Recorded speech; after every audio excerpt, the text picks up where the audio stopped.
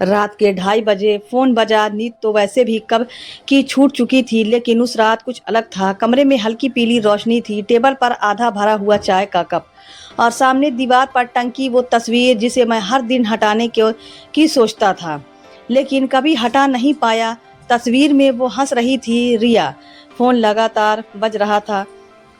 मैंने स्क्रीन की तरफ देखा और दिल जैसे एक पल के लिए रुक गया। रिया कॉलिंग। मेरे हाथ अपने आप कांपने लगे। सालों बाद वो नाम फिर से मेरी ज़िंदगी में दस्तक दे रहा था। मैंने कई बार सोचा था, अगर वो कभी वापस आई तो मैं क्या करूँगा। शायद गुस्सा करूँगा, शायद उसे अनदेखा कर दूँगा, या शायद बस चुप रहूँगा। लेकिन सच ये था, उस एक नाम ने मेरी सारी मजबूती तोड़ दी थी। मैंने कॉल उठाई। कुछ सेकंड बस खामोशी रही और फिर उसकी आवाज़ आई, तुम अभी भी जागते हो। वो वही आवाज़ थी, लेकिन उसमें वो पहले वाली चंचलता नहीं थी। वो धीमी थी, थकी हुई थी, जैसे हर शब्द बोलने में उसे दर्द हो रहा हो। मैंने खुद को संभालते हुए कहा, नींद अब जल्दी नहीं आती। वो हल्का सा हंसी, लेकिन वो हंसी दिल को सुकून देने के बजाय और ज़्यादा तोड़ गई। मिल सकते हो? सीधा सवाल, सीधा दिल पर वार। मैं कुछ सेकंड चुप रहा, क्योंकि ये वही लड़की थी जिसने एक दिन अचानक कहा था, मैं खुश नहीं हूँ, और फिर मेरी ज़िंदगी से चली गई थी। बिना वजह, बिना एक्सप्लेनेशन, बस चली गई। मैंने धीरे से पूछा, क्यों? उसकी सांसें थोड़ी भारी हो गई। फिर उसने कहा, बस एक बार। मैंने आंखें बंद कर ली और उस एक पल में मेरे सामने हमारी पूरी कहानी घूम गई। पहली मुलाकात, पहली बारिश, पहला झगड़ा, पहली बार उसका आई लव यू, और फिर आखिरी अलविदा। मैंने धीरे से कहा, ठीक है। अगले दिन मैं उसी कैफ़े के बाहर खड़ा था जहां हमारी कहानी शुरू हुई थी। बारिश हो रही थी, जैसे आसमान भी आज हमारे लिए रो रहा हो। मैं अंदर गया, वही कोना चुना जहां हम हमेशा बैठते थे। हर चीज़ वैसी ही थी, लेकिन फिर भी सब कुछ बदल चुका था। मेरे अंदर एक अजीब सी घबराहट थी, जैसे कोई पुराना जख्म फिर से खुलने वाला हो। तभी दरवाज़ा खुला और वो अंदर आई, रिया। लेकिन ये वो रिया नहीं थी जिसे मैं जानता था। उसकी चाल धीमी थी, चेहरा उतरा हुआ था, आंखों के नीचे काले घेरे, और वो मुस्कान जो कभी मेरी दुनिया थी, आज बस एक कोशिश लग रही थी। वो मेरे सामने आकर बैठ गई। हम दोनों चुप, इतनी चुप्पी कि दिल की धड़कनें भी सुनाई दे रही थीं। फिर उसने धीरे से कहा, तुम बदल गए हो। मैंने उसकी आंखों में देखते हुए कहा, तुम भी। लेकिन सच ये था, मैं बिल्कुल नहीं बदला था। मैं आज भी वही था जो उसके एक मैसेज पर मुस्कुरा देता था और उसकी खामोशी पर टूट जाता था। कैसे हो? उसने कहा। मैं हंस पड़ा। ये सवाल तुमसे नहीं सुनना चाहिए था। वो समझ गई, उसकी आंखें भर आई। सॉरी, मैंने सिर हिलाया। अब सॉरी का क्या मतलब?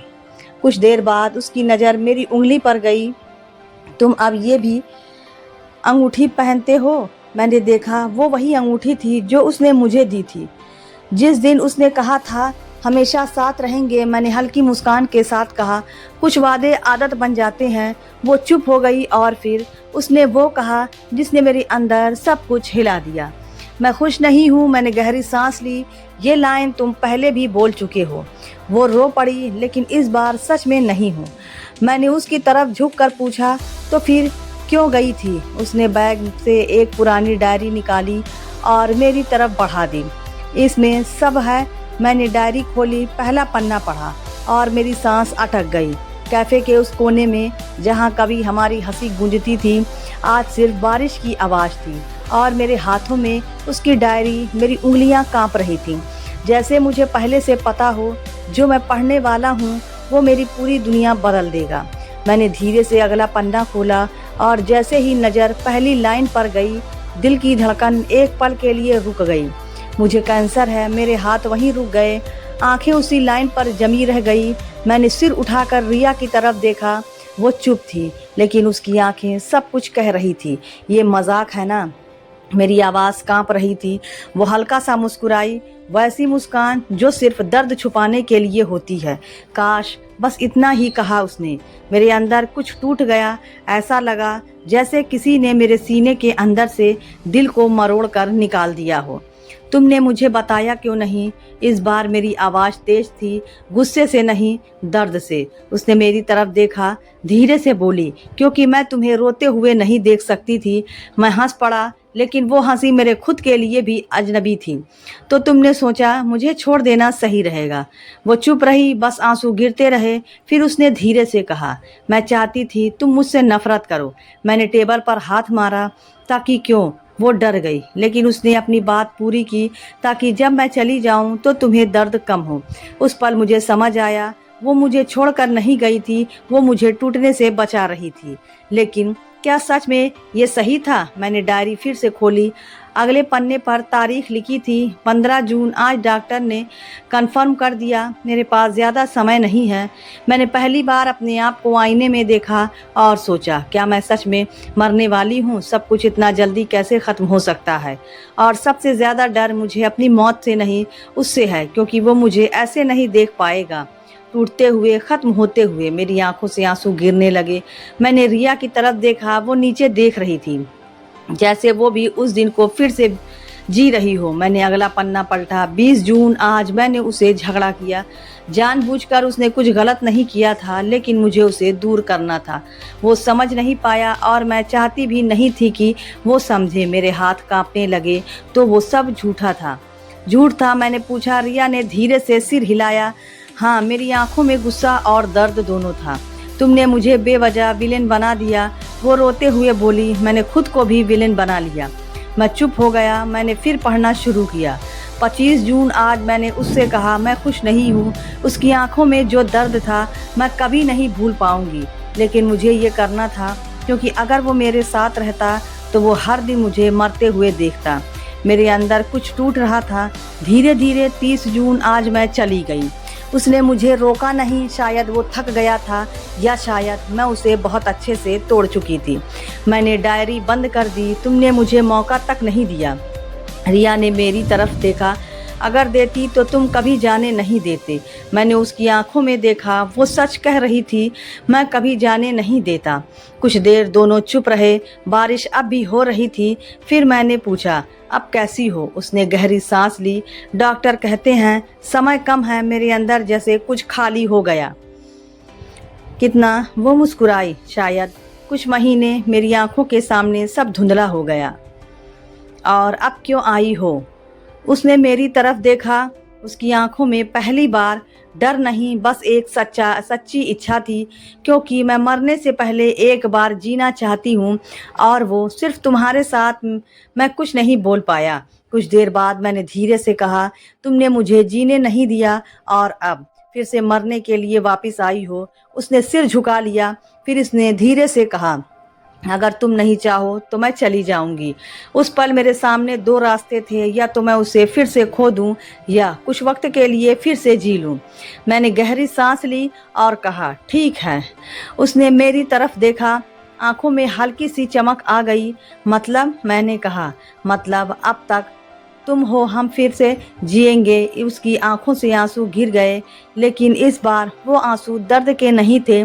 उस दिन के बाद हम फिर से मिलने लगे, लेकिन इस बार सब कुछ अलग था। हर मुलाकात आखिरी जैसी लगती थी। हर हंसी थोड़ी सी डर के साथ आती थी। हम वही कैफ़े जाते, वहीं बारिश में भीगते, लेकिन अब हमारा हर पल को पकड़ने की कोशिश करते, जैसे वो फिसल रही हो। एक दिन हम पार्क में बैठे थे।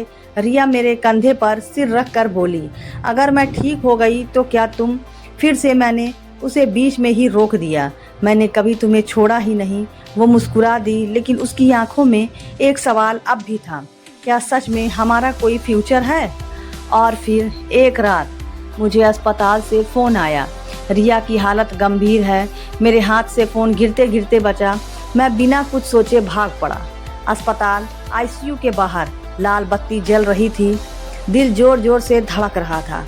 डॉक्टर बाहर आए। आप? मैंने कहा, मैं उसका मैं रुक गया क्योंकि हमारा रिश्ता अब किसी नाम में नहीं था। मैंने बस कहा, मैं उसका सब कुछ हूँ। डॉक्टर ने गंभीर होकर कहा, हमें नहीं पता वो कब तक। मैंने कुछ नहीं सुना, बस आईसीयू के अंदर भागा। वो वहाँ थी, मशीनों से जुड़ी हुई, सांसें थमी। मैं उसके पास गया, उसका हाथ पकड़ा। उसने धीरे से आंखें खोली और मुझे देखा। तुम आ गए।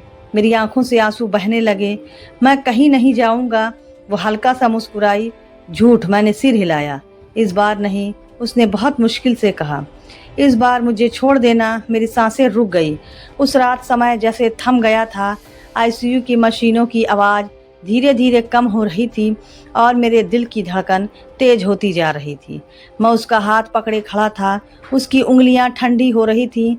रिया, आंखें खोलो, देखो मैं यहाँ हूँ। मेरी आवाज़ टूट रही थी, लेकिन वो बस हल्की सी मुस्कुरा रही थी। तुम रो रहे हो? उसने बहुत धीमी आवाज़ में कहा। मैं तुरंत आंसू पोंछे, नहीं, मैं तो बस वो समझ गई। तुम कभी झूठ नहीं बोल पाते। मैं उसके और करीब झुक गया। तुम ठीक हो जाओगे। हम फिर से उसने धीरे से सिर हिलाया। अब झूठ मत बोलो। मेरी आवाज़ बंद हो गई। कुछ सेकंड की खामोशी और फिर उसने मेरी उंगलियां और कसकर पकड़ ली। सुनो, अगर मैं चली जाऊं, नहीं जाओगी। अगर, उसने जोर देकर कहा। मैं चुप हो गया। तो वादा करो, तुम जियोगे। मेरी आंखों से आंसू बहने लगे। तुम्हारे बिना कैसे? उसने हल्की मुस्कान के साथ कहा। जैसे मैं जी रही थी तुम्हारे बिना। ये सुनकर मेरे अंदर कुछ टूट गया। मैं हर दिन तुम्हें याद करके जीती थी। हर दर्द तुमसे दूर रहकर सहती थी ताकि तुम खुश रह सको।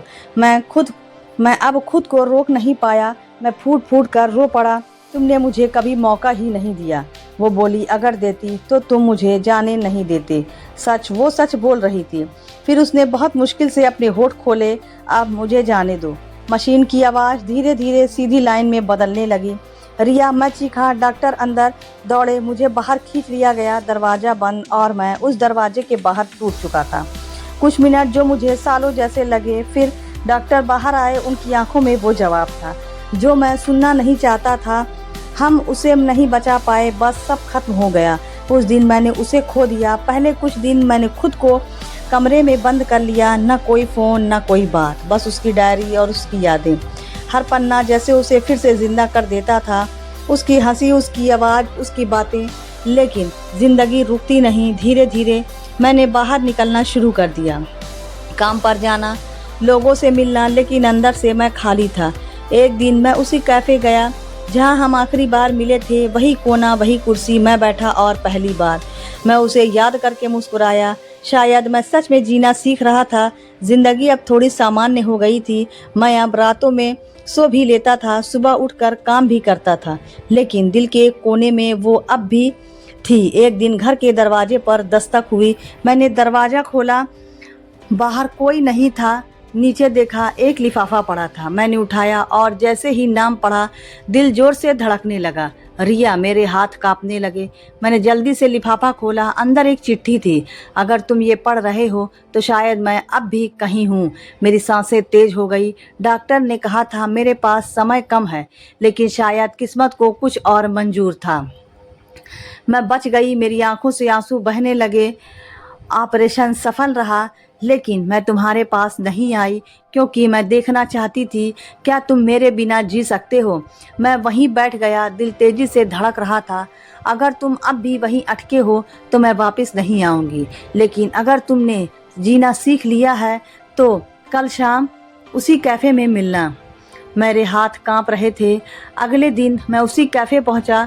दिल में हज़ार सवाल। मैंने दरवाज़ा खोला और वो वहाँ थी। रिया, जिंदा, वही आंखें, वही मुस्कान, लेकिन इस बार वो थोड़ी और मजबूत लग रही थी। हम दोनों बस एक दूसरे को देखते रहे, आंखों में आंसू, लेकिन इस बार उनमें खुशी भी थी। मैं उसके पास गया। कुछ सेकंड बस खामोशी। फिर मैंने कहा, मैं जीना सीख गया हूँ। वो मुस्कुराई। तो क्या अब मुझे जगह दोगे? मैंने गहरी सांस ली। इस बार मैं तुम्हारे साथ रहना चाहती हूँ, लेकिन खुद को खोकर नहीं। उसने सिर हिलाया। मैं भी। हमने एक दूसरे का हाथ पकड़ा। इस बार डर नहीं था, बस एक समझ थी। प्यार किसी को पकड़ कर रखने का नाम नहीं है। प्यार किसी को आज़ाद करके भी साथ रहने का नाम नहीं है। कभी कभी ज़िंदगी हमें तोड़ती नहीं, वो हमें सिखाती है कि हम अकेले भी पूरे हैं।